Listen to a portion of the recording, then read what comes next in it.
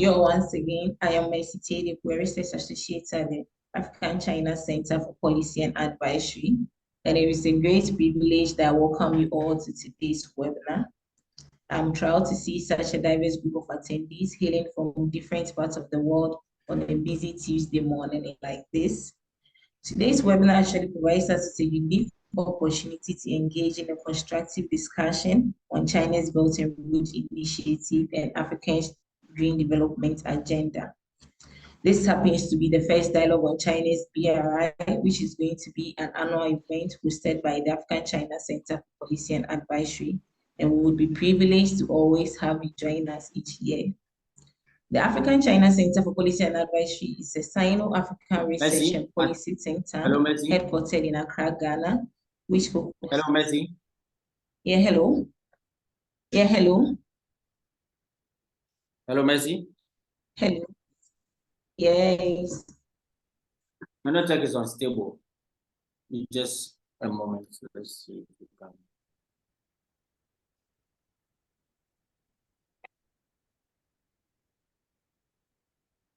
Can you try again, please?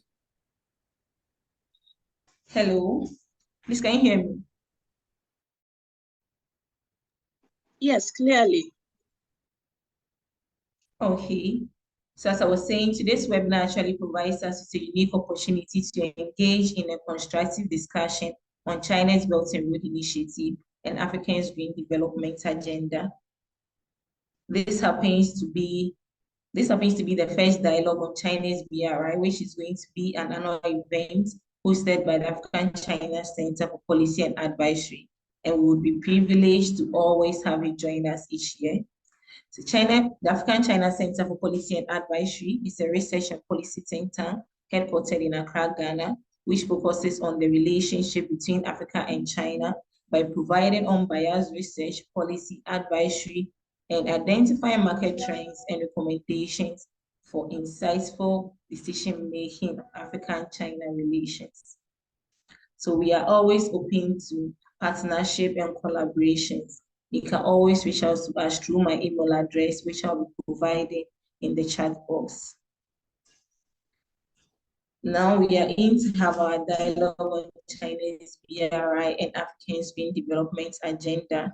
And we are privileged to have policy experts and researchers who are ready to take us through an insightful journey and a section. At this point, I would like to introduce our moderator for today, who is in the person of Lucy Annan. So Dr. Lucy Annan is an industrial economist and a small and medium enterprise startup and development specialist. Lucy is an industrial economist and small and medium enterprise startup and development specialist.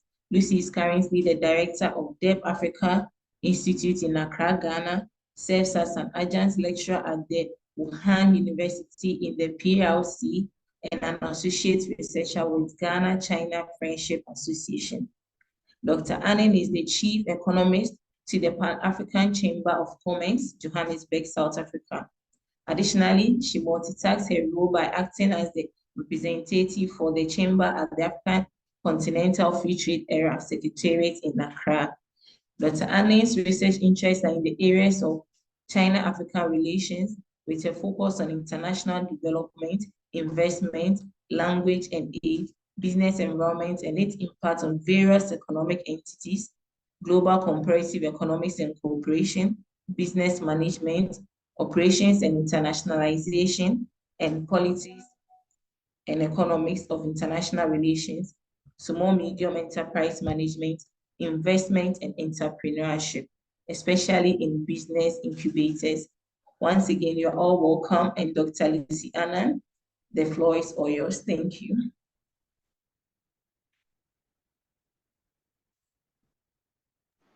Thank you so much. Once again, Annie, Lucy.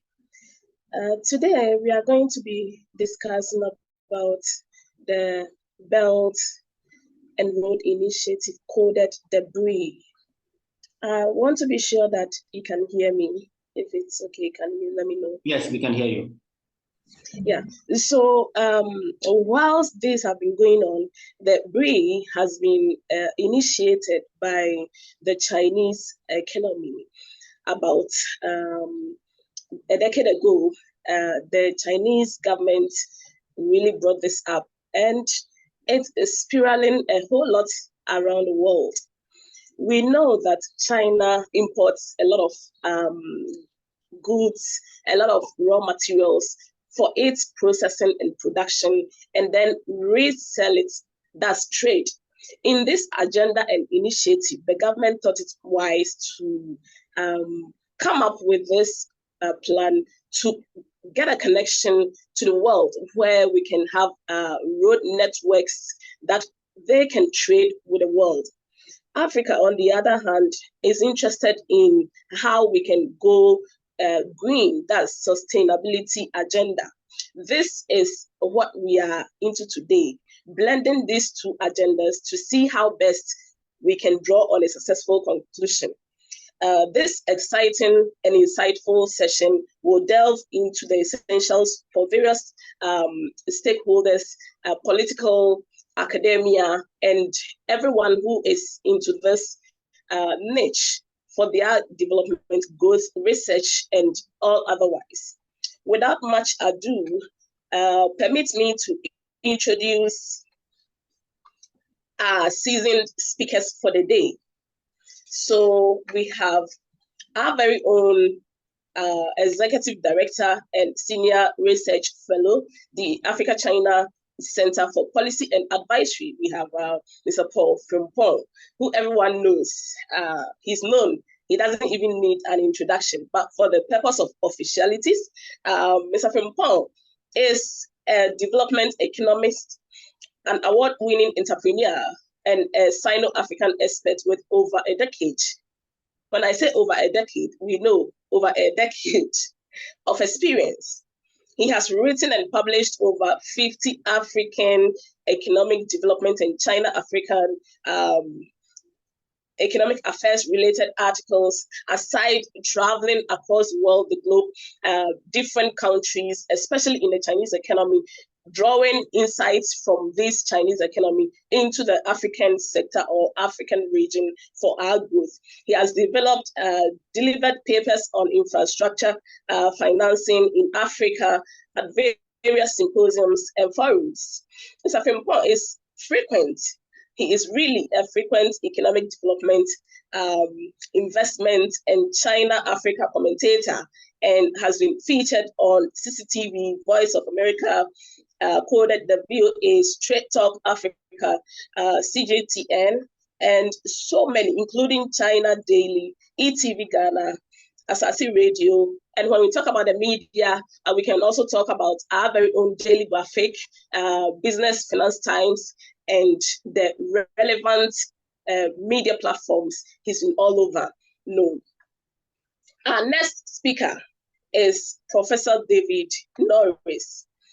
Professor David Norris is an advisory panel member for the Africa-China Center Policy and Advisory. He is a professor for so many economists, including Botswana. Thus, he holds a PhD in animal science, quantitative genetics, and animal breeding from Michigan State University, the USA, an MSc in animal and forage science at the University of Reading, as well as BSc in biology and physics, obtained from University of Botswana. He is currently, he's a leader, an experienced one, researcher, and a lecturer, having served in different capacities that has been relevant to his role in Botswana, United States, South Africa, and other parts of the world unlisted. Prior to his joining the University of Botswana, he was the Deputy Vice Chancellor responsible for research and innovation at the Botswana International University of Science and Technology, coded the BIUST. He's also served as assistant professor at Austin State University in the USA, and worked for government of Botswana. That's the Ministry of Agriculture, Department of Agriculture and Research. And so, Professor, you are welcome. Our last speaker to be introduced is Dr. Cliff Moya. Dr. Imoya is a postdoctoral researcher for Center for Africa-China Studies in UJ, Johannesburg. Dr. Cliff Imoya is an Africa-China analyst and international relations practitioner. He is currently a postdoctoral researcher at the Center that's CAX at UJ. He's also a research fellow at Afro-Sino Center of International Relations. That's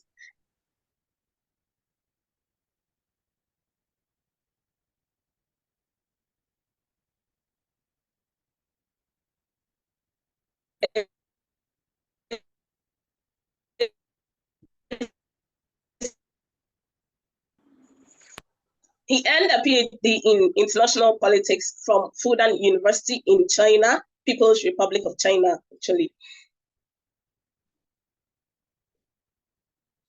His research interests include Africa-China relations, Belt and Road initiatives that gives us more confidence that we are going to have an interesting and insightful session this morning, including global governance and development communication. Dr. Imboya possesses vast knowledge and professional experience in diplomacy and development communication. He has given commentaries, analysis, and publications on topical and opinion pieces in several local and international media on listed hearing. Professors, doctors, seasoned speakers, I welcome you all. Thank you. Thank you for having us, Lucy. Thank you very much. So, without much ado and delay, I think we can go on to our discussion today. I want to start with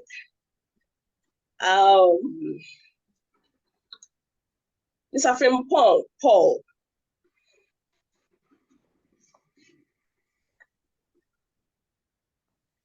Would you agree with us that the Belt and Road Initiative has come a long way to be on our gains as Africans in terms of connecting us, looking at the upcoming or initiated African trade area and so many areas, infrastructure, road development, infrastructure development, and all those agendas? Would you believe that it has helped?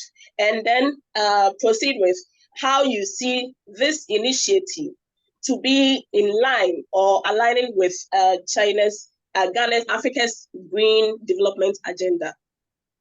Yeah, thank you very much, Lucy, for that.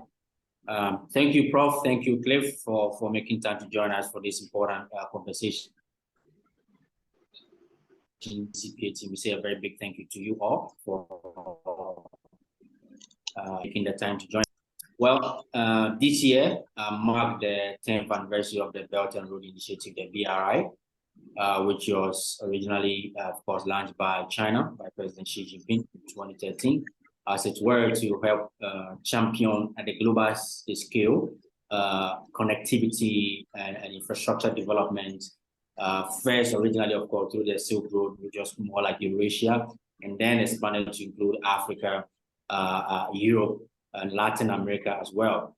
How the world can build the connectivity, how the world can connect in terms of infrastructure development, over the period. And of course, in the last 10 years, I mean, this BRI has involved over 3,000 projects, generated over 420,000 jobs, and of course, invested over $1 trillion within a decade. So it's been very significant over the last 10 years that we can have such an ambitious global initiative. And didn't turn out to become just a talk shop, but there are actual deliveries that are tangible, that travel across countries that have been part of the BRI, over 150 or so countries that have joined the BRI, that you can actually see tangible results of rural infrastructure. Now, in the case of Africa, the story is no different, right? So when you track most of the drive, most of the dreams, the aspiration of the African continent, it has always been about how we can build a continent that is connected at every level. And to do that, we all understand that it requires both soft and hard infrastructure. We know that as a continent, 54, 55, countries, there are a lot of barriers that, stops us from connecting very much at the level that we wish to. So we've had conversations over the, several decades about regional integration. So we talk about the ECOWAS level. We have the regional groups at the ECOWAS. We have the EAC in the East African Community. We have the COMESA and all of that, all trying to help see how we can connect first at the regional level, and then of course at the continental level. And you've all seen the bottlenecks, the reason why this has not been a reality. Of course, I said earlier, there are soft aspects more at the political will, some of the soft barriers that we can remove. But then again, we have to deal with the issue about the hard infrastructure that are needed to be able to help the continent build that connected Africa that we all aspire. And so even going forward in 2015, the African continent adopted a very inspiring document called Agenda 2063, that we said that for the next 50 years, these are the things that we want to see. And the Agenda 2063 has become a key document, reference document for Africa's development agenda, that for the next 50 years, as Africans, we aspire to achieve 7 key aspirations, okay? And for the purpose of this discussion, I just want to mention the aspiration that really delve and talk directly about the BRI, which is aspiration number 2 of the Agenda 2063. That talks about building a continent that is connected at every level. And for that, a key part of that is to build world-class infrastructure crisscrossing across African continent. So for us as a continent, when you come here, we are aspiring to build a connected Africa. And we know that infrastructure is a key component, hard infrastructure, a key component for us to realize that dream, that aspiration that we are all aspiring to have. And so that is established. And then look at the vision of the BRI, which is also connectivity is a core part. As I said earlier, there are over 3,000 projects that have been completed over the last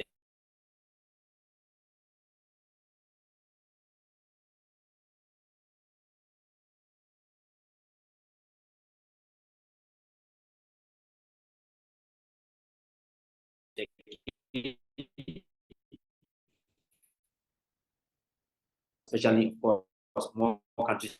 So combine this aspiration of us as African continent that is connected level, where we infrastructure, and bear in mind that even from the African Development Bank, we have numbers in terms of how much money is needed in Africa to sort of build the infrastructure gap that we need. And the African Development Bank estimates that in Africa, we need between $130 to $170 billion a year, every year, for the next couple of decades before we can bridge that gap. So for me, when you look at the BRI and Africa's own development agenda, I think they are in line. There's a fifth here, which is we are aspiring to build a connected Africa through infrastructure development. The BRI, on the other hand, is championing infrastructure development and connectivity at a global level, which about 50 or so countries in Africa are already part of it. So it's a clear case that there's a complementary, our visions are complementary, that we can actually connect the aspiration that we have as a continent to the BRI. Of course, even in the discussion that happened in Beijing recently, which I was privileged to be there to take part in the 10th BRI Forum for International Cooperation that was held, the 3rd BRI Forum for International Cooperation, which was held in Beijing, of course, marking the 10th anniversary of this same BRI. There are a lot of conversation about the next phase of the BRI, which is talks about greening the BRI. How can we make the investment going to the BRI more sustainable? Because remember, we've had conversation about the SDG. We have elements of ESG, environment, social, and governance related when it comes to investment. So part of the most of the conversation that happened at this BRI was about how the next phase, the next decade of BRI investment is going to look like in terms of how it can be sustainable, just an investment, how the vehicles of investment is going to be having some governance structure that helps in greening the BRI in terms of the projects that are being invested in. And of course, as Africa, we all know that even recently we hosted the Climate Week, Africa Climate Week, which was held recently, that discusses about Africa's own position and our interest when it comes to climate and the environment. That we as a continent know, and the records have shown that even though we are not the largest contributor to the climate-related crisis, as you've seen, but we are at the lowest end in terms of some of the climate-related challenges that we are facing as a continent. And so when you go to some of the countries, the kind of challenge that they are facing as a result of climate-related action. So I believe that this kind of phase in the BRI and Africa's own aspiration and kind of conversation that we're having are also in line on how we need investment. All right, we need about $130 to $170 billion a year to bridge our infrastructure gap. Yes, we need that, but we also need to think about the future and how sustainable this investment could be. So for me, that's my first take on this issue.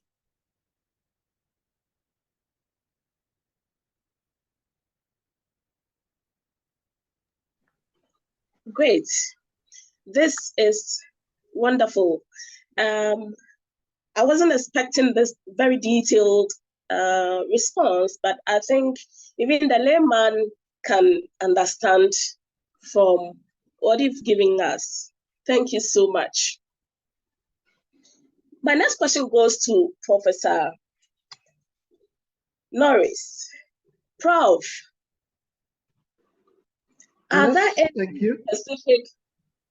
any specific policies or mechanisms in place to ensure that the BRI projects in Africa adhere to local environmental regulations and sustainability standards in consideration of African Green Development Agenda?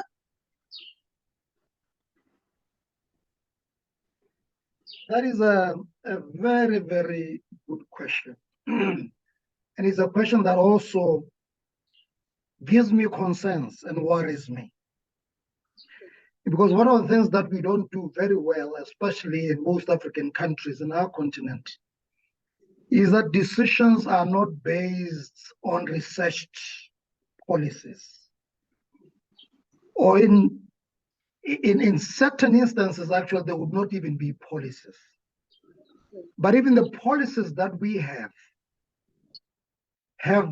do we have analysis that informs them? Why am I saying I'm concerned?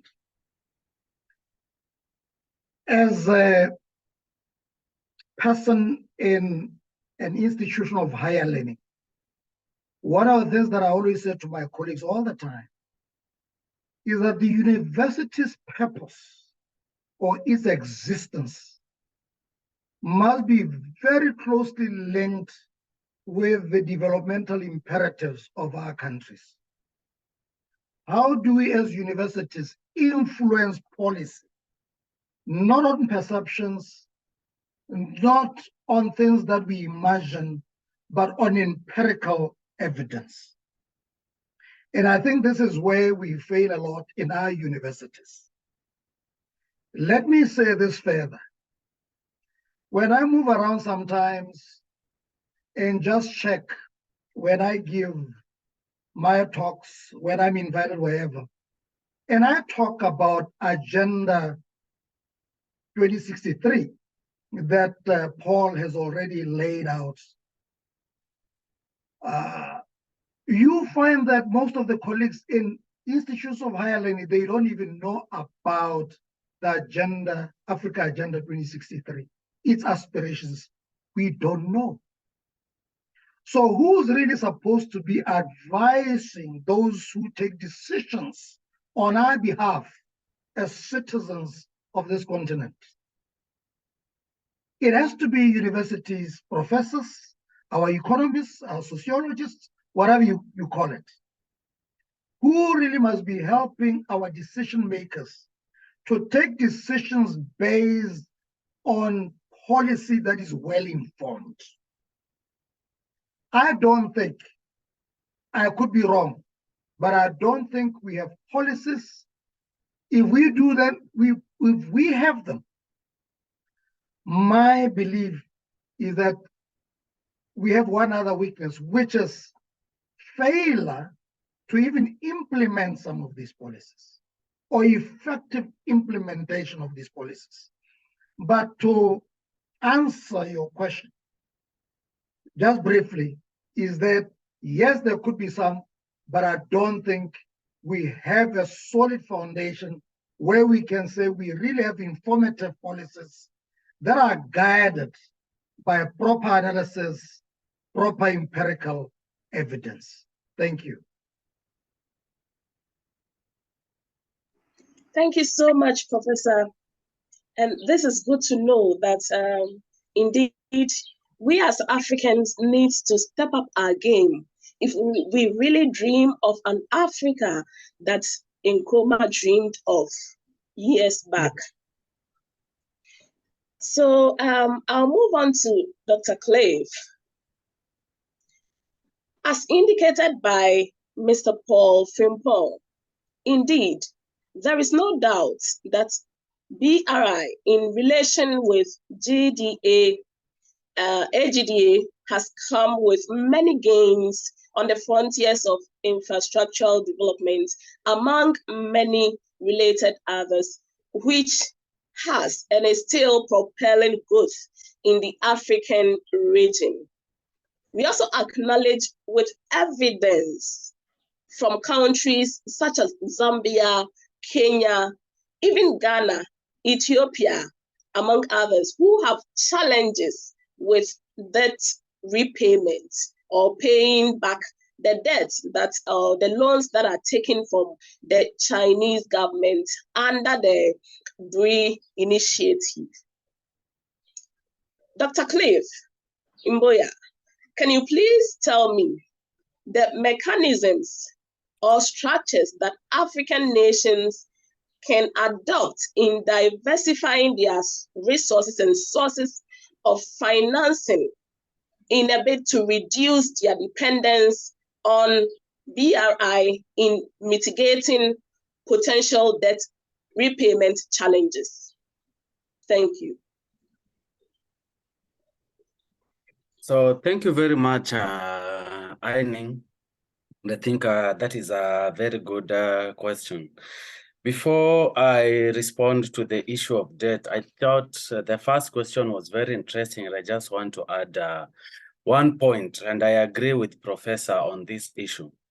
Yes, policies exist around the BRI and the projects being implemented here. The problem is we've left the BRI to the Chinese. The Chinese keep saying this is a Chinese initiative, but it is owned by all participating countries. So what is our role in this initiative? What do we have to offer? Because yes, these policies exist, but these policies are coming from the Chinese side. They are Chinese-led policies, but then these projects are being implemented in Africa. So what policies do we have in place to make sure that these projects are sustainable, they are green? Because to be honest, Chinese are doing this because of the criticism that they have had for the last 10 years of the BRI, and most of these criticisms are coming from the West. But then what is our input in this whole process? So I think that is also something that we should think about. Is it a Chinese project and we are just sitting back as spectators, just getting this money, implementing projects and not thinking about the outcome or the impacts on our continent? So that is something we should also think about. But then to respond to your question about the challenges with the debt repayment and the BRI, I think we need to be more innovative. And before China came in, we relied a lot on Western countries and their financial institutions for our development, to finance our development, that is. But then there was a lot of, there are also challenges coming with that, strings attached. You know, you have to democratize first, you have to implement some human rights perspective, and some of them are very good policies. But then, you know, China came with an alternative, and you know, it's good to have alternatives, and I think it gives us leverage to weigh where do we gain the most, or it gives us even a negotiating power, you know, to demand more in terms of what we get from these deals and what really works for us, you know. So the Chinese have been talking about win-win cooperation in the whole arrangement, but sometimes I always say win-win does not necessarily mean 50-50. Sometimes even 90-10 is win-win. You get 10, they get 90, you get something, but is it sustainable? Is it in your interest? So we need to think about those. Financing is very challenging because we have a very huge infrastructure deficit and we just don't have the capital, you know. But the other challenge is we are a very huge continent with a lot of resources, but we are not working together. And this is interesting because this comes from the perspective of the BRI. And look at Chinese how they explain BRI, their vision and everything. You know, the problem with us, we think of the BRI as building roads, railways, you know, and it's also the same thing with the Agenda 2063. You know, we're talking about African unity, but then you see there's a lot of focus on infrastructure, development, connectivity. I believe the BRI and Agenda 2063 is more than that. You know, these are the sub-elements of the whole idea. You know, yes, you need this kind of infrastructure to trade with each other, you know, to facilitate a movement between people to people. But then there are other soft elements that are very important. What about policy coordination? For example, you know, issues to do with sustainability. You know, if we had an African-led policy, you know, to coordinate BRI infrastructure projects, for example, because they are meant to be regional and continental. But then China announces maybe a certain amount of money. You see us fighting for that money, replicating projects in East Africa. China is building ports in almost all the countries along the coast. How are you going to compete? You know, projects are stalling because you're doing a railway in Kenya, you're doing a railway in Uganda, you're doing a railway in Tanzania, you're doing a railway in Ethiopia, you know. So we need, I think, more coordinated policies at a regional level to ensure that we get the most benefit from our continent.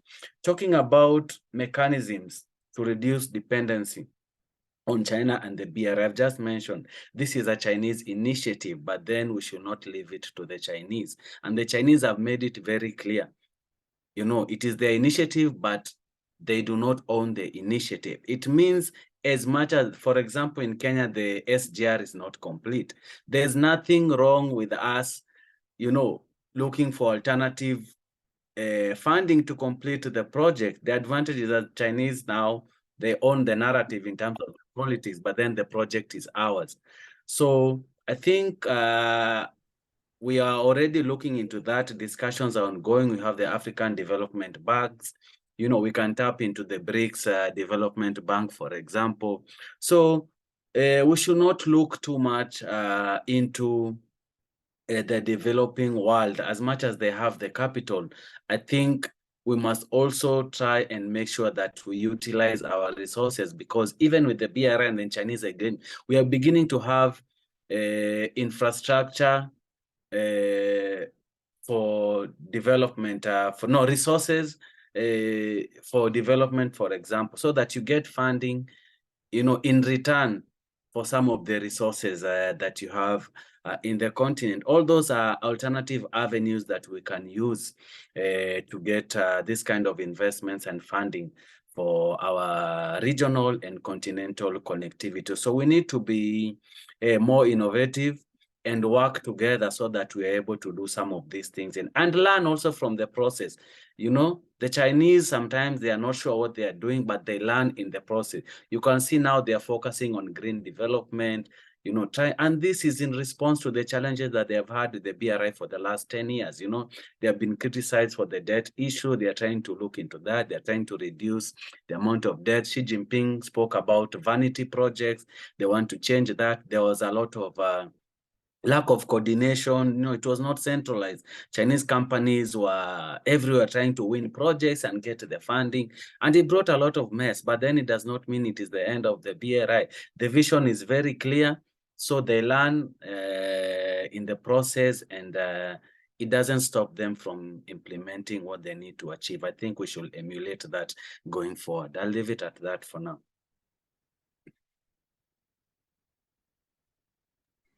Thank you so much for the detailed information that we have. Indeed, I think that you are right.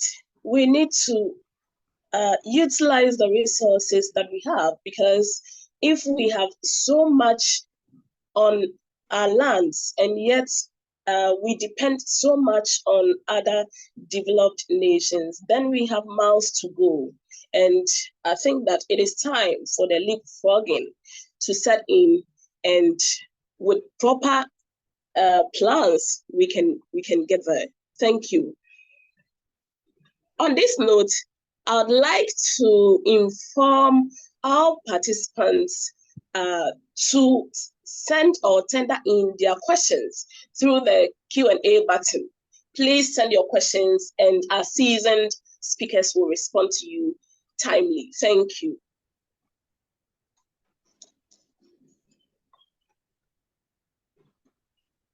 So until then, I don't know, our host, do we have any question yet?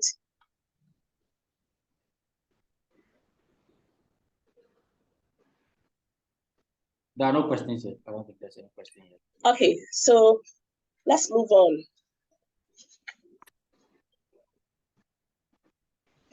Mr. Paul, a quick one to you. This is a very short one.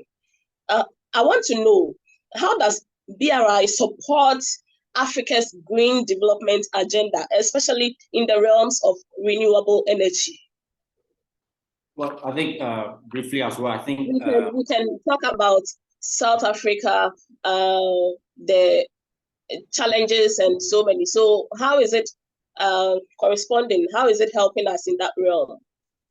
Well, even before that, I think there's a point that Cliff made that is very important that I wanted to just stress, that we have to, happen as a continent. We need to also happen to the world. So we as a continent need to happen to the BRI, and it's a very important distinction there, because as of now, BRI is happening to us as a continent. So as you mentioned, for example, in East Africa, you have proliferation of similar projects.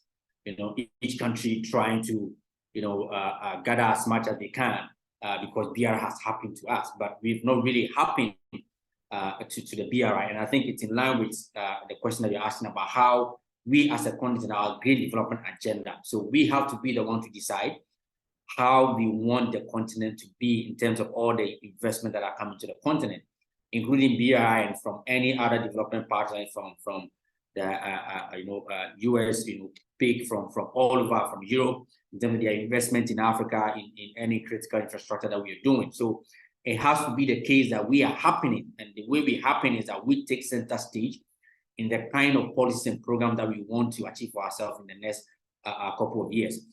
I mean, if we pick China as a country, of course, BRI now, as Cliff mentioned, now it's a global initiative, even though it was pioneered by China, but it's a global, initiative with over 150 or so countries that have joined. In Africa, we have about 50 or so countries that have joined the BRI, as well as other institutions that have signed up. Now, if you look at the China as a country, I mean, China has been one of the largest, investor in Africa's energy sector in terms of renewable energy investment. They have been the lead investor in that. And again, this is as a result of what the kind of campaign that has been championed around the world. And sometimes, of course, some of the activities, some of the initiatives that happen between Africa and China has been highly and heavily criticized from the Western point of view. Some and most of the time, of course, it's based on competition and for what they stand to lose instead of what we stand to lose as a continent. So we need to look at those kind of remarks in a very critically. We need to look at those kind of sentiment. But then again, when conversation come up in terms of, for example, you mentioned about the issue about the debt, you talk about the environment and how the BRI is now focused on the green. And again, as I mentioned earlier, whilst I was participating in the BRI forum, the green, agenda was high on the table. And even then, you can see that China has actually issued a white paper that talks about stopping investment in coal, fired plants overseas. And they even actually launched a whole policy guidelines on environmental and governance in terms of overseas investment for the next couple of years. So that is coming from their end. Again, that is the BRI and their green development that are happening to Africa. But the other phase is not true, that we ourselves are up, with our game and trying to ensure that we are actually trying to stick to the policy and program that we believe is safe for us, that can protect our environment. That is what we need. And I believe that going forward, some of these alternatives keep popping up. Again, you have the BRI, of course, you have the New Development Bank, you still have the Bretton Woods institutions that are also investing, you have investment from other Middle Eastern countries that are all coming in. Of course, from that angle, we can actually be in a better position, strong position to decide how we want those investments to come in and do in terms of our energy mix and how we want to invest more in renewable energy on the continent.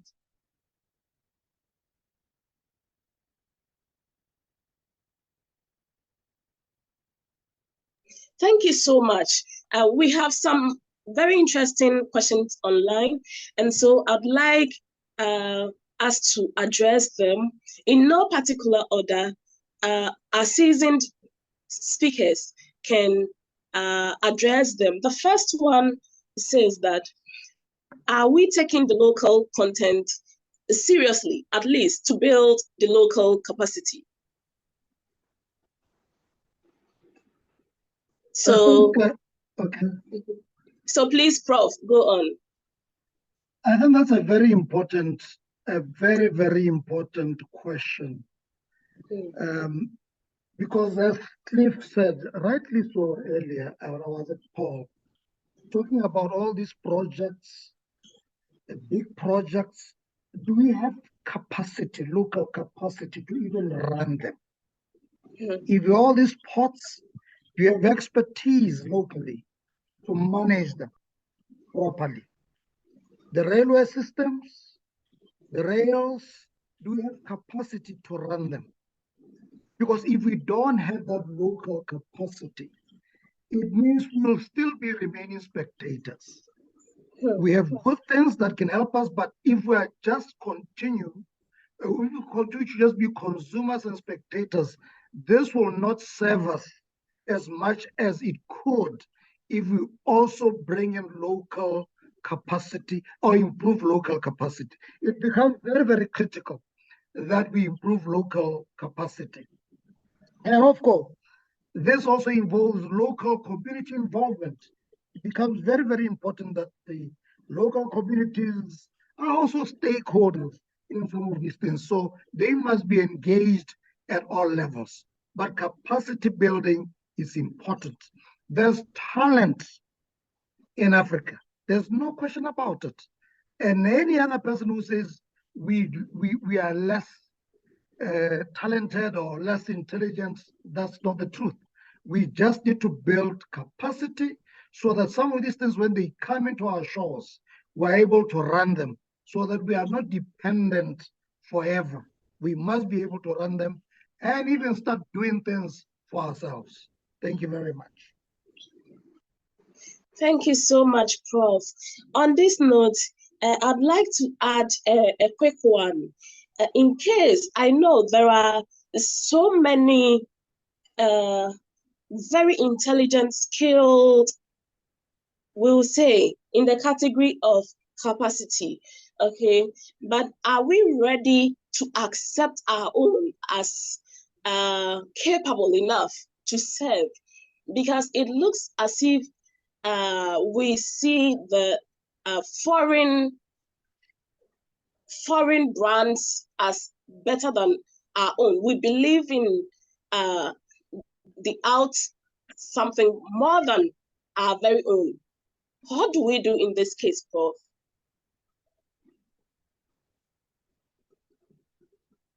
You're absolutely right. And this has now to do with the mindset change, Okay. so that we have confidence in ourselves, believe in ourselves, because what you are saying is absolutely the truth.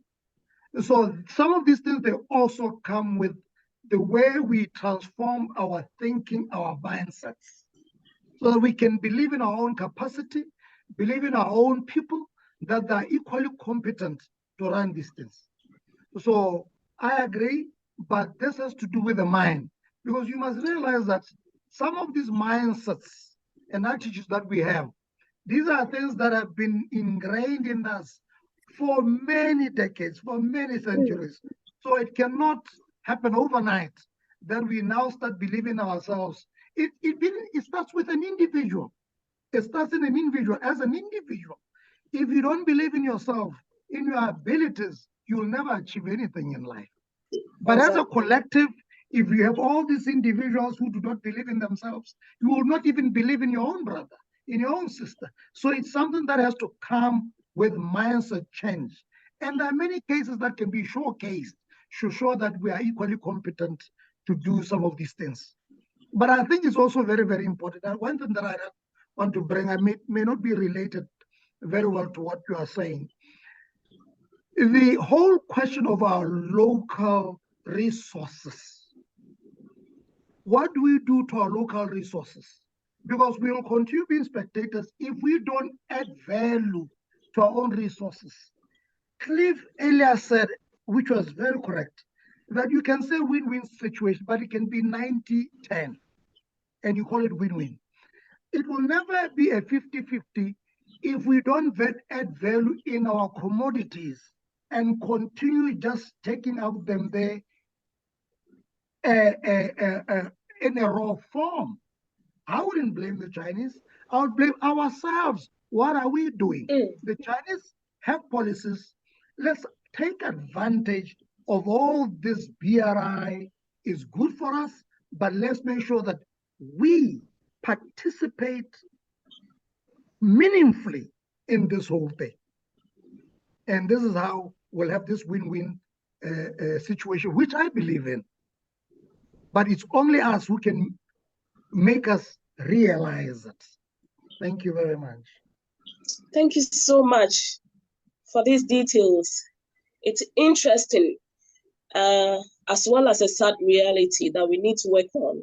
We have another comment or question here. It goes like, the inflows of Chinese loans have been touted as predatory mechanisms of exerting influence and its geopolitical reach globally that's trying to match up the Western dominance. What are the general impressions on this? And again, any of our seasoned speakers can react to this. Okay, let me take that question. I was also preparing to answer the one on local capacity, if you allow me.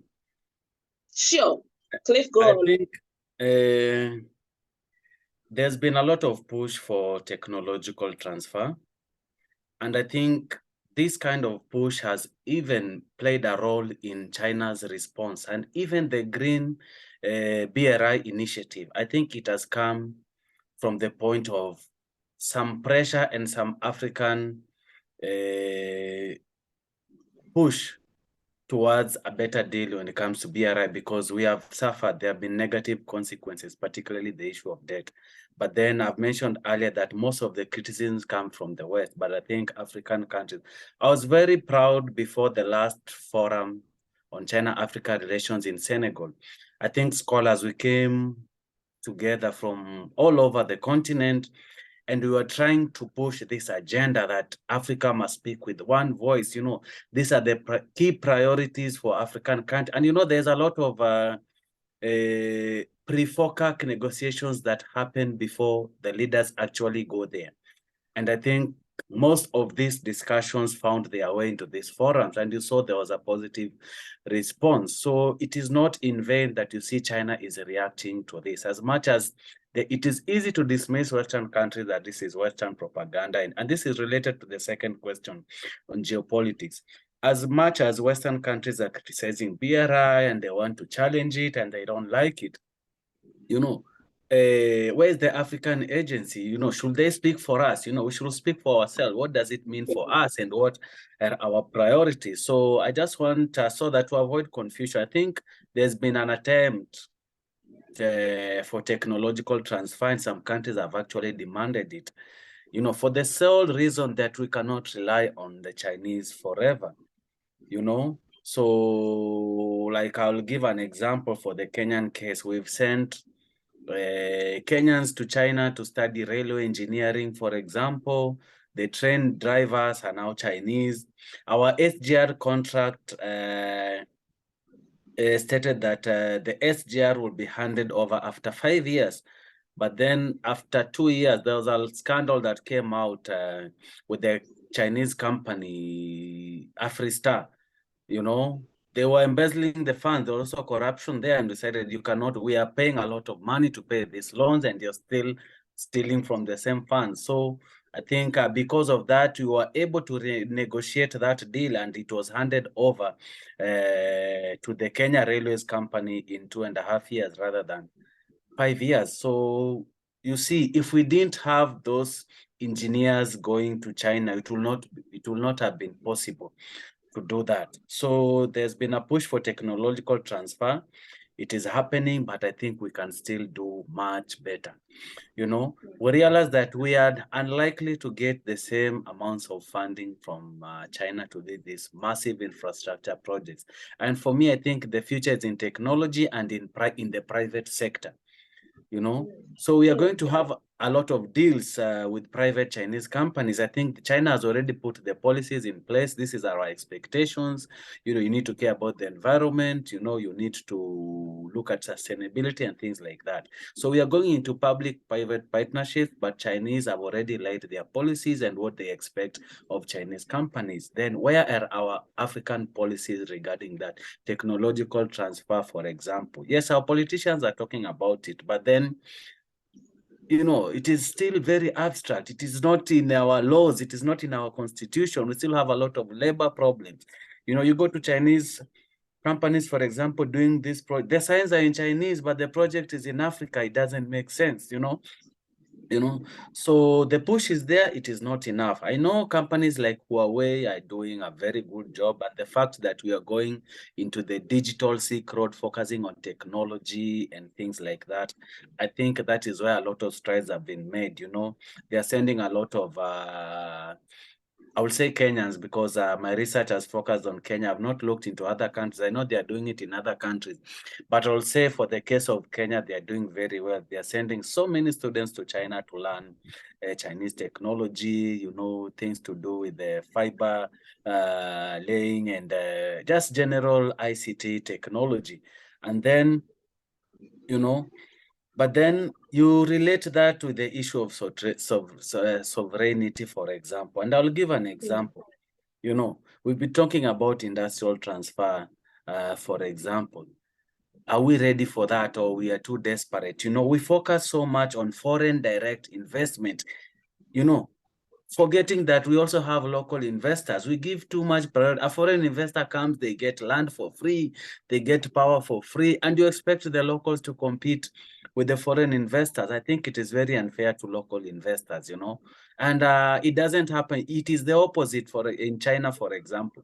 You know, a foreign company will not be allowed to come and compete or kill a local industry. It cannot happen in China. But I think because we are too desperate, we put ourselves in that position. And because we are disjointed and we are not coordinating our policies, if we work together, we'll have that voice and ability to rebuff. For example, in Kenya, we've been negotiating in terms of agricultural produce going to China.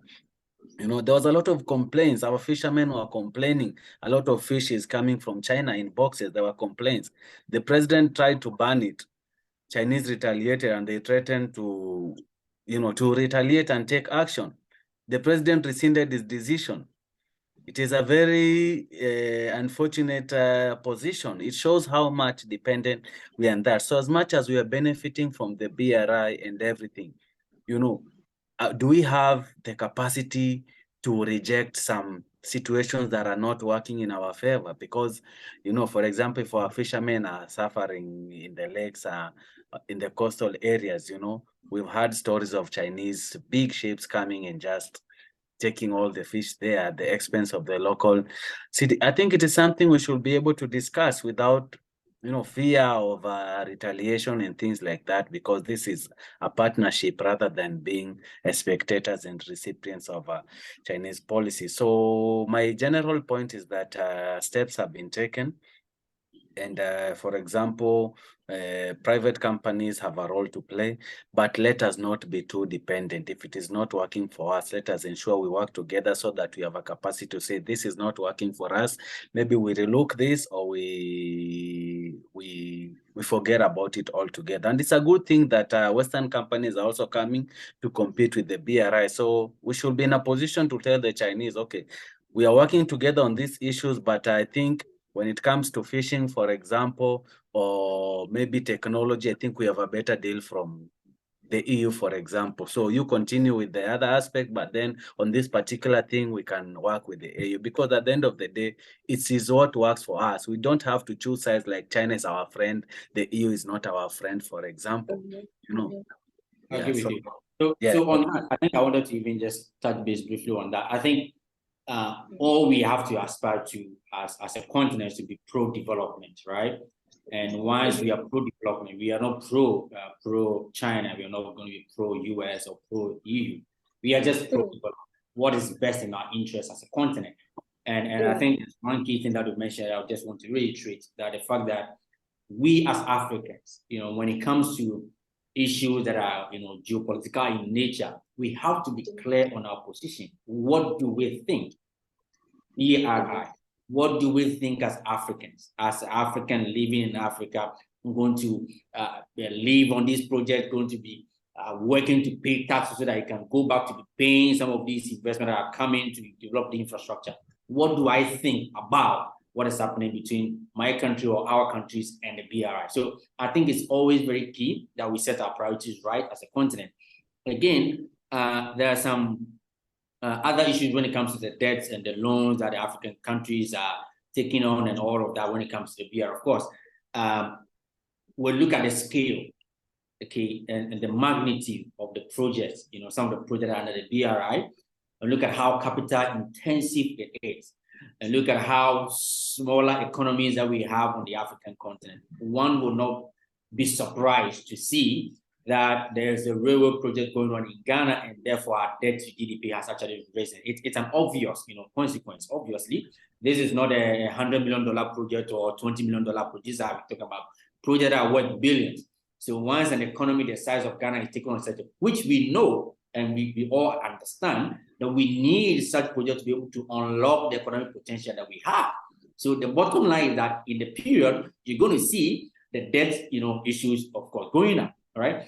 And it's not the responsibility of, I mean, trying to dump the responsibility on China as being the one causing your debt to rise. I mean, the BRI is an open floor of what you need versus what we are also capable of doing for you. So you have to be the one to set your priorities as an economy that, okay, based on our capacity, based on the size of our economy, based on the current debt obligation that we have, we believe that we can be able to take on these projects for the next 10 years to be able to pay back and all of that. And that will not put us in a situation that we've seen many countries in Africa being falling into when it comes to the debt-related issue.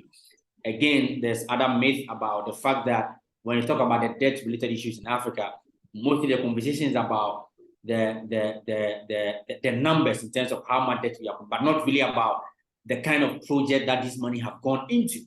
Again, that is a conversation that is very uncomfortable to have, because we cannot have the amount of money that countries are taking on and not look at into detail what the money is being spent into, because that's debt. And no country, I mean, some of the advanced countries are the most indebted countries in the world, obviously, but then of course they have the capacity based on their current and their future projection. They believe that they have the capacity to pay back and B, still be able to run. But they are running their debt into trillions. But then again, like I said, they have the capacity to pay back. So as a continent, we also have to delve deeper when it comes to the debt-related issues and some of the investors are coming in. That first of all, we need this investment and they are capital intensive. So obviously, tiny, smaller economy take on this project is going to shoot up their debt-related issue. But what is the medium to the long-term aspect of that? That's got to do with what these monies are being invested in and what are the economic implications of some of these investments in terms of how they can help unlock the countries. And again, like I said, when we talk about debt and we don't talk about what this money are being used for, I think it's disingenuous. We have to do better than that. We have to go deeper and know that these are capital-intensive projects that will take up a chunk of country's GDP. But then again, we believe we need that, and we have to find a way to make it sustainable going forward. Exploring alternative source of financing is always going to be key for us. And I think Cliff mentioned that, for example, there's a standard gauge rail project going in Kenya, which is under BRI and has stalled because of funding flow. And of course, Kenya has the means to also access other sorts of funding to be able to complete it. And I think that is brilliant. That's going to be an amazing part. And again, the BRI and some of the loan discussion. In fact, even in Ghana, in recent times, we had to even go to the IMF because of our debt, related issue. We have to do both domestic debt exchange, and of course, we are now doing the external, debt exchanges and all of that. And China had to step up to help us in a very significant way in terms of the Paris Club members, the kind of position that China holds. Because when we look at the Paris Club members, China is Ghana's, largest, creditor when it comes to how much money we owe to the Paris Club members. So for their decision in terms of what they want to do with our debt was critical in helping the others to follow suit. And I think that was very brilliant. So some of these criticism that must come from us, not the fact that it's coming from Western quarter that we are rallying behind. We have to be the one to decide what kind of relationship are we having with US, with the UAE, with Turkey, with India, with Pakistan, with China, with everyone. Do we think we are in a position to get better deals from some of these partners that we have? We are just pro-development. We are not pro-anyone. This is our continent. We want to build our country, we want to transform our economies. And we know that when we work with this partner on this project, it's good. We're not going to work, we don't have to work with only one partner through and through.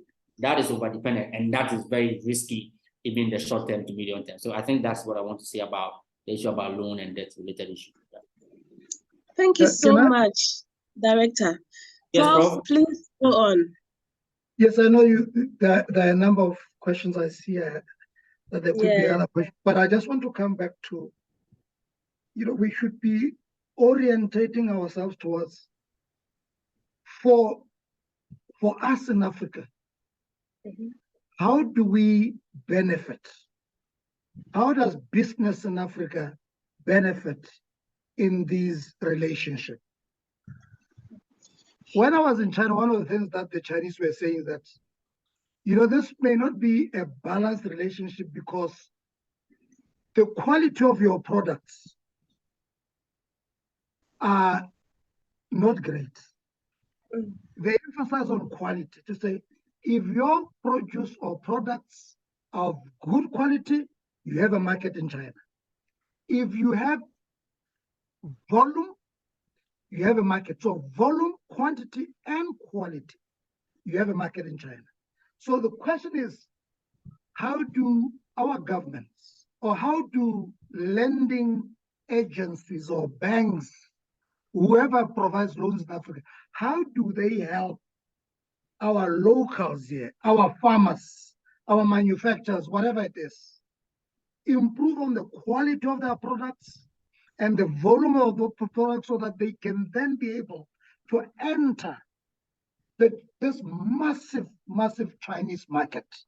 These are some of the things that I think is very, very important, so that we won't talk about just loans coming in, but how do we source loans from within our countries so that we improve our production in terms of quantity and quality and sell it to China? So I thought I should just make that contribution. Thank you so much, Professor.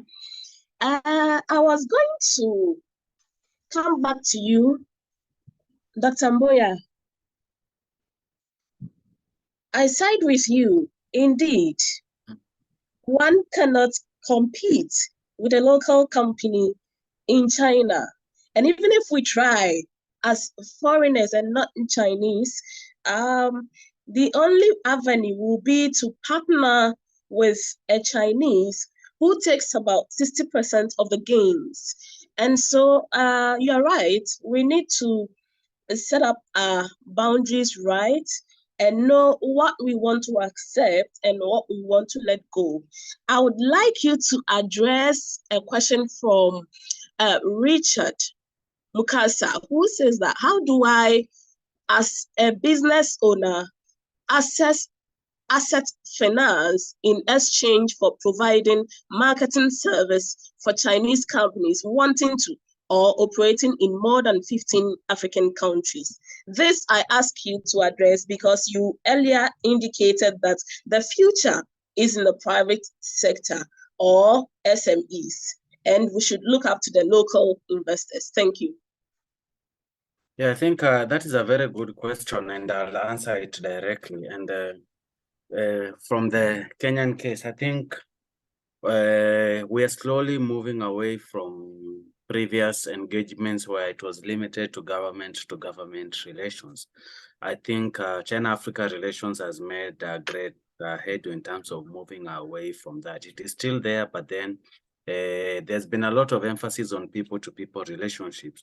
For example, in Kenya, I think I'll mention more than 10 platforms to engage. Some of them are youth forums, some of them are business forums, some of them are, twin cities. There are so many forums of engagement. And I think anyone who wants to engage with China at a personal level, private level, such platforms exist. I'm not sure which country it's from, but I'm sure it exists. And it doesn't have to be in-country platform, even at regional and at continental level, these platforms exist. So I don't think that is a big challenge.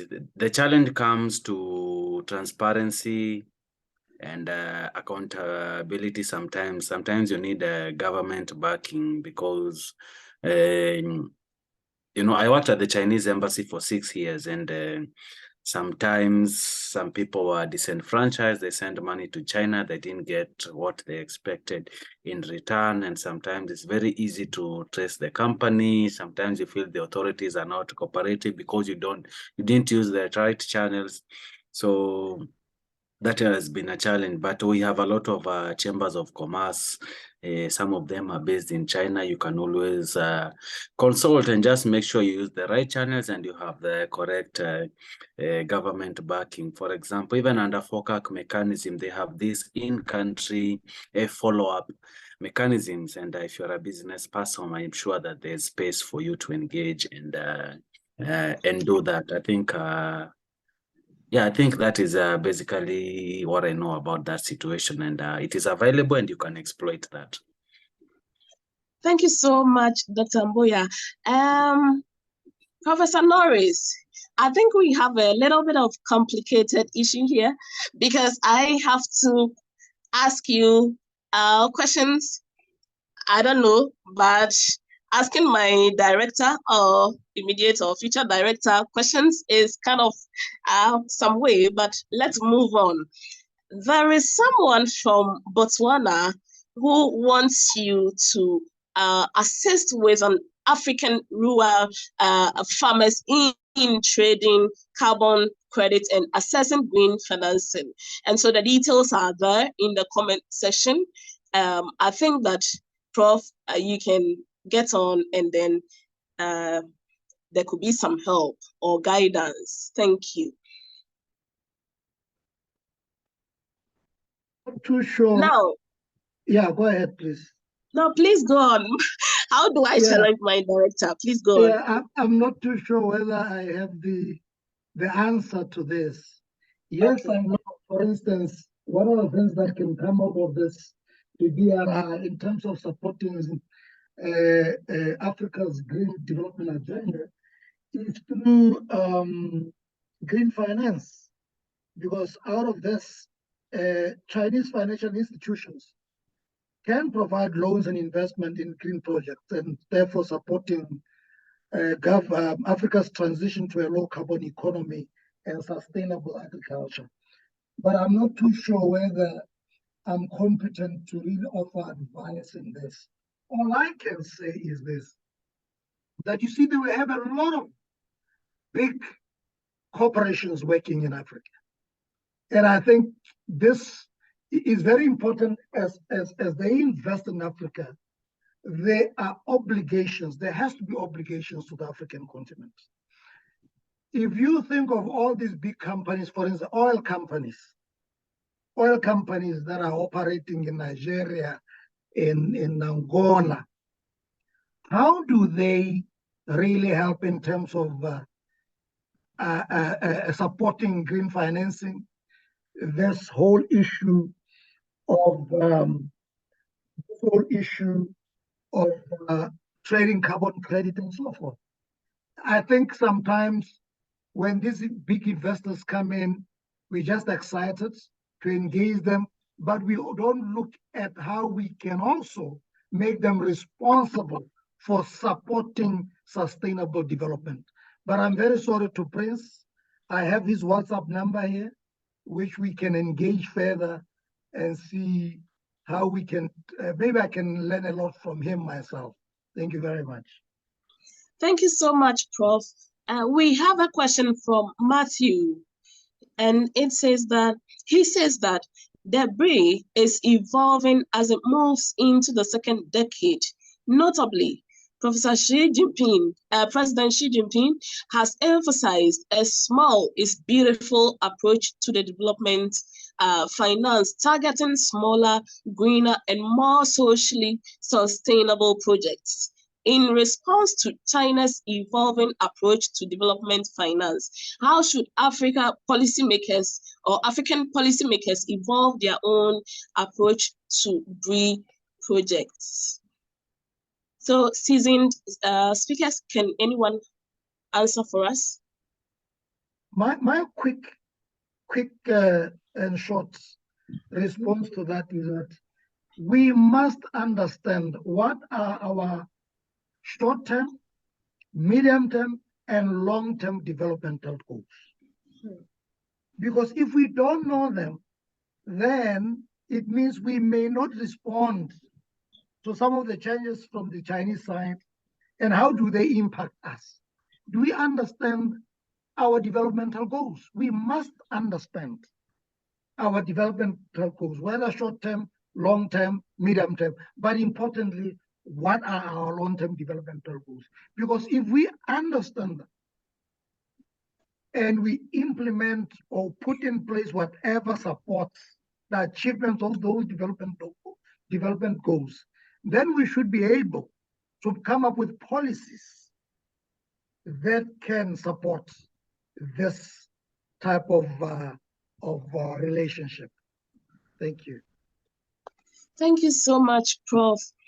I think we have another interesting one here, and then we will end the session. Cliff, you wanted to come in? Yes, Dr. Mboya, please do. I'm not sure. I think let's just proceed to the next question. Okay. Okay, so I should move on, right? Yes. In that case, it will be directed to you. Okay, so we see that the Chinese are setting up Confucius Institute and learning centers. What has been the deliberate effort of our universities, as African universities, to be precise, to deliberately train bureaucrats or diplomats to match up dealings and negotiations with the Chinese? Even if it means training and sponsoring African students to study the Chinese language and culture, because they are doing everything in their bid and efforts to learn our ways, our culture, and how to relate and trade with us. Thank you. Thank you very much for that question. So, Confucius Institutes have been here for a while, and I think they were established to promote Chinese interest to a large extent, because they were Chinese language learning programs rather than African languages learning program. And I think, to be very honest, I think that needs to change. At some point, I also attended Confucius Institute to learn basic Chinese, and it was too China-centric. If it had anything to do with culture, it was Chinese culture, Chinese food, Chinese kung fu, and things like that. And it puts us in a very difficult position, because if you're coming to my continent to do business with me, and you should also make an effort to learn my language. But then the reality is the power dynamics that exists, It is China who is coming with the investments, with the resources and everything. So I think we find ourselves in a weaker position. But I think scholars, I'm working on a project on Confucius Institutes, and I know that some partner universities, because most Confucius Institutes involve a local university partnering with a Chinese university. And I know that already we are having exchanges, like maybe lecturers moving to China, and then we have Chinese students and also some lecturers coming to Africa. So it is a form of exchange, but then you remember that the emphasis is on language and culture. So as much as we are learning Chinese language and culture, are they also learning our culture and language? I know it is a bit tricky for the Chinese because they are dealing with 54 African countries, so we cannot expect them to learn all the African languages and the diverse cultures that we have. But I think in terms of basic culture and understanding, we should also, and it is upon us to also push that agenda, because if we say we want them to learn, then who is there to show them, like, this is our culture, this is our way of looking at this, these are our priorities, and this is how we do our things. It is upon us to do it. So we still have a long way. Discussions are ongoing, but the problem sometimes, and this is something we've discussed earlier, Prof has just mentioned, what are our short-term goals, long-term goals, so that we at least have a plan. A president comes in, he's very active on some things, and then he's elected, or he's, the next president comes, like for a Kenyan case, for example, he came and, he backtracked on so many agreements that have been done with the Chinese. He criticized some of the aspects of the SGR, so everything has reverted back to the coastal city of Mombasa, because the politicians were saying a lot of economic activities had been transferred. So the inland ports that were built by the former president, they are going to waste because of political reasons. It means that we are not, our planning is very short term, and sometimes you cannot have 2 steps forward, 1 step behind. It is really costly to our development. And it goes, you've noticed that I'm really emphasizing on policy coordination at the national level, regional level, and continental level. That is where we have the greatest problem. You cannot have a Chinese coming to make deals with the government now. The next government comes and rubbishes all that, and we have loans to pay and the commitments that we have already committed, in some of them are long-term. It is not good for us. So we have a big challenge when it comes to that. And for me, the key is policy coordination, whether it's at local level, government level, national level, regional, and continental level. That is where our focus should be. Thank you. Thank you so much, Dr. Uwoya. On this note, can you give us your last words to the session? Well, thank you very much. I think it has been a very lively session. I've learned a lot from the insights of my co-panelists. We've just come out of the BRI forum. So I think we must be very active. Let us follow what is happening. But I'll want African perspective to feature in the BRI. I know many commentators had this idea that the BRI is dead, but I don't think the BRI is going anywhere.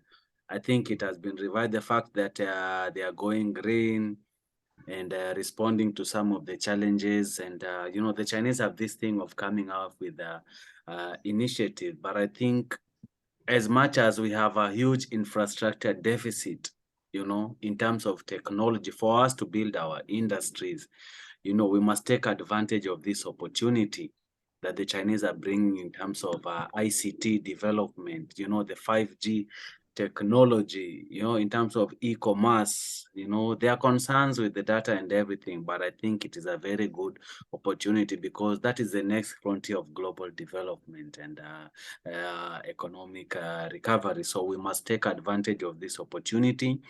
The BRI is not necessarily a bad thing. In fact, it has benefited Africa a great deal. We just need to look at the teething issues and demand more. The fact that we are now having also alternatives, the Europeans are coming with their own. I see a lot of prospects in the global, the EU's, what is the Global Gateway Initiative. I think I see a lot of opportunities there because they are putting the money and contracts are starting to be signed. I think let us explore these options and see what works best for us. I'm a bit pessimistic with the Bring Back Better World initiative. I think it was just a rhetoric in response to the BRI, but I'm seeing some concrete actions being done when it comes to the global gateway. So let us be open-minded. Let us come together, identify our priorities, and we should not care where we are getting development support and development finance. Let us put our priorities on the table. Whoever is willing to work with us, let us work with them. Whatever is not working for us, we should be able to say, we are sorry. In this case, it is not working for us. Let us focus on the areas that work for us. And with that, we could be able to move forward and prioritize African development. But it needs concerted efforts. You know, I know we are different African countries with different priorities, but we are also able to look at the areas that we converge and speak with one voice. We already have the African Union. We can use that as a channel to drive our collective interests. So I think that will be my final word with regards to this topic. And I'm sure we can do it if we put our efforts together, because we have a lot to gain from these initiatives. It doesn't matter if it's coming from the EU, from the US to China. We are a global community and we should work together, and Africa should rise up and demand what is due to them. Thank you very much. Thank you so much, Dr. Mboya. That was an excellent ending.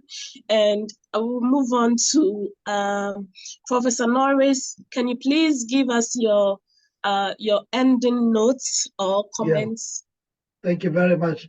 I think Cliff said it very well. For me, it's getting our act together, getting our planning properly put in place, focusing on implementing our policies, refining our policies, researching on what we put as policy, and then looking at other aspects that have always been raised as negative aspects, including debt concerns, environmental impact, issues of transparency, labor and social issues, and so forth, resource extraction. These are the things that we should be looking into, but I think great opportunities are there for the African continent in terms of this huge market that is open for us. We just have to get our act together and benefit from this relationship or from this project, this BRI. Thank you very much.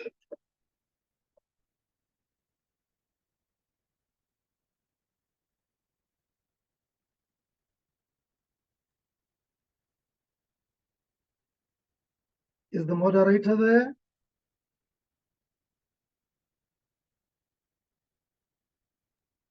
Hello, Lucy. Yeah. Maybe, yeah.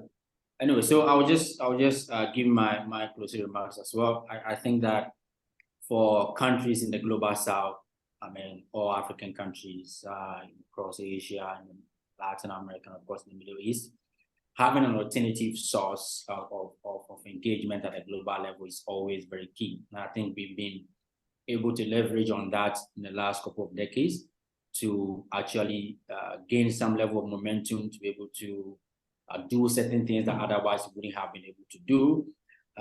If, for example, you take even like the BRICS has really brought about a new impetus in terms of how Global South would like to be engaged. at the global level. And I believe that such initiatives that brings alternative are always very key.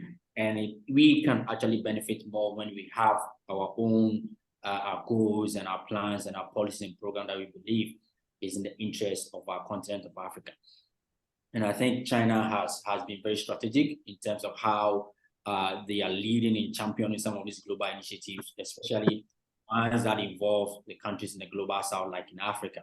So we've seen them, I think even Clay mentioned, we talk about the Global Development Initiative, we have the Global Security Initiative, we have the Global Civilization Initiative, and now, of course, we have the BRI, and China being a very key player as well as in the BRICS.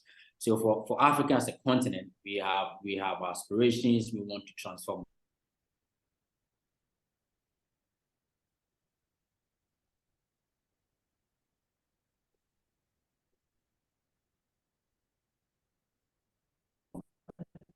We are clamoring and fighting, and of course, sources of funding, of course.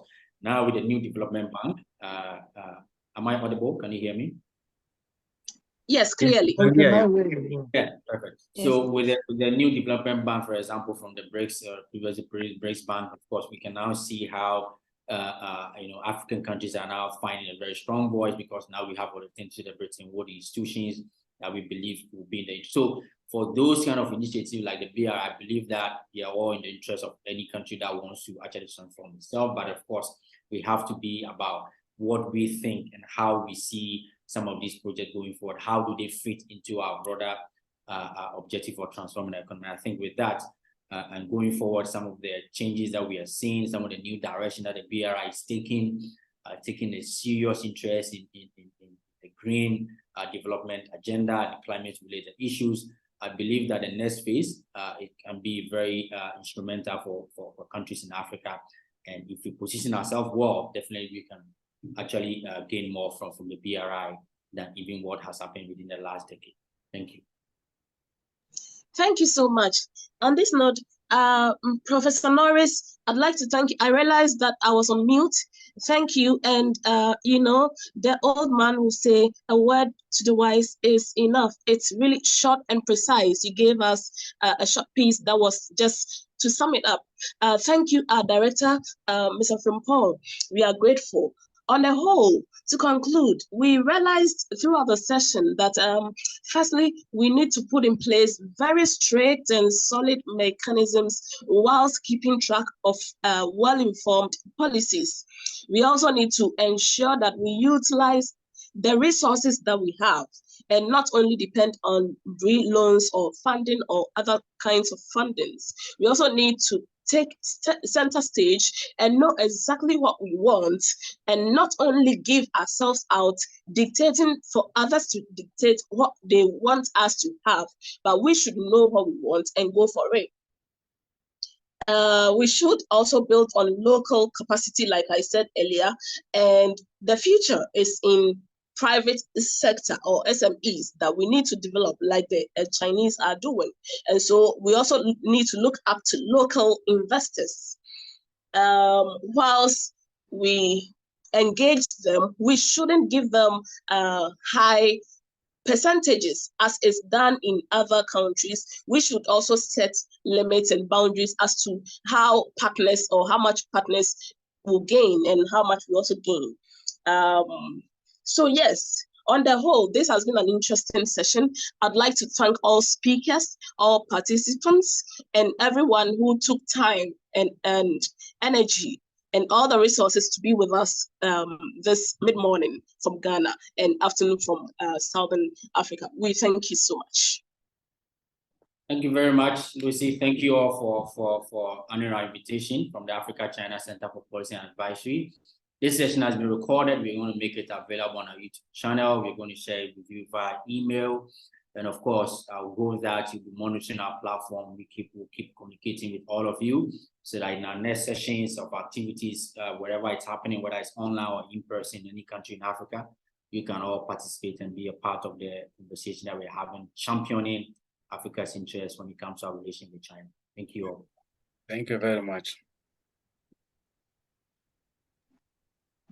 Thank you so much. Thank you very much. And Dr. Mboya, see you soon. and we keep in touch. Thank you. Professor Norris, I look forward to meeting you soon. Thank you. Yes, indeed. Thank you. Okay. All right. Bye-bye. Bye.